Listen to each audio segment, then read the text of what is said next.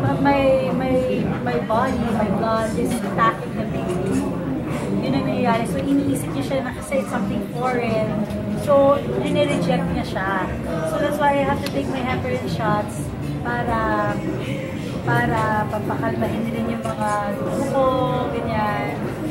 Para the nutrients can go to the baby. So, I have to do that twice a day. Tapos, aside from that, meron kasi diabetes for pregnant women. It's called gestational diabetes. Unfortunately, I have that also. So I check my blood sugar levels 3 times a day and nag-insulin ako at night.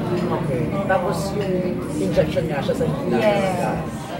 Was that the case also during your last two? No, I didn't do it. I didn't do it the last time. So, last time, kasalanan ko yun. because they wanted me to do it, I didn't want to do it also. Then, so this time, Sana Right sunod. thing na. Sana sunod. So, makabawal. bawal na sex.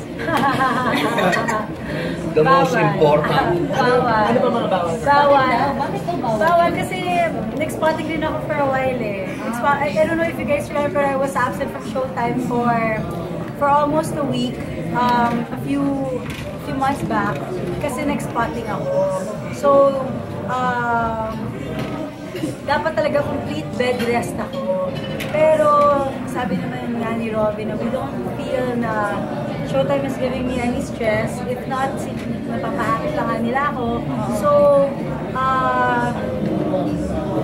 pumapasok pa rin ako. Pero, ang ginagawa ko doon, nag-host na ako ng opening, nakaupo na ako the whole time, tapos tawag ng tanghalan lang ako. So, majority of the time, nakaupo lang talaga ako. Oo, nakaupo na. I have a dietitian, actually. Oo, kasi nga because of the diabetes. Robin, how do you support Maria? Anong klase ng support yung binibigay mo? Understanding po siya, Tito Lord. Ako lang. Saka tinuruan ko siya magturok. Oo, siya magaling talaga. Pag ako, laging palpak, pag siya magaling. Magaling si Robin magturo. Oo, experience. Ayos yun. Lahat na sa Oo, magaling.